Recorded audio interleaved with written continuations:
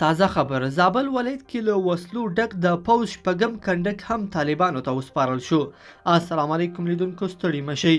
راپورونه وایي چې د زابل مرکز کلات څخه بیرون یو بل لوی کنډک چې د دې ښار او سیمې په امنیت کې حیاتي رول درلود له وسلو ډک وسلوالو طالبانو ته بغیر له کومې نښتې او جګړې سپارل شوی دی.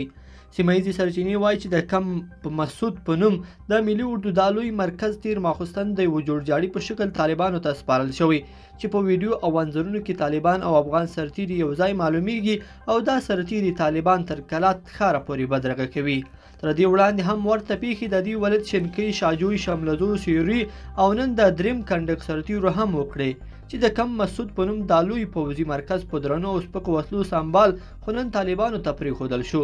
د دې کم په سپارلو سره د زابل ټولې سیمې او ولسوالۍ سقوط او د دولت له واکه ووتلې، خو تر اوسه یوازې کلات مرکز او شهري سبا د طالبانو په لاس کې دي.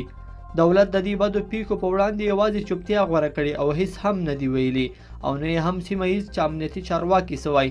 د دې ولایت اوسیدونکي وایي که چیرې حالات داسې دوام وکړي نو ولایت به هم ژر سقوط وشي.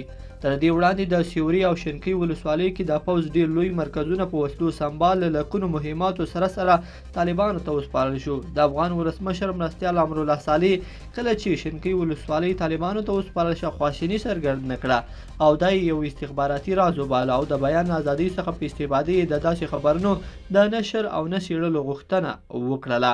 تر اوسه پورې د افغانستان د ولایتونو تر 100 زیاتې ولسوالۍ طالبانو یوازې په یوه میاشت کې نیولې او نږدې هره ورځ له یوې څخه تر 15 ولسوالیو پورې نیسي. طالبانو د دې پرمختګ له امله د دولت په هکله خطرناک وړاندوینې هم شوي او ویل شوي چې ښایي دولت په روانو شپږو میاشتو کې سقوط وکړي، چې تر اوسه پورې دا راپورونه رد شوي او دولت ویلي د لاسه وتلې ولسوالۍ به بیرته ژر ونیسي.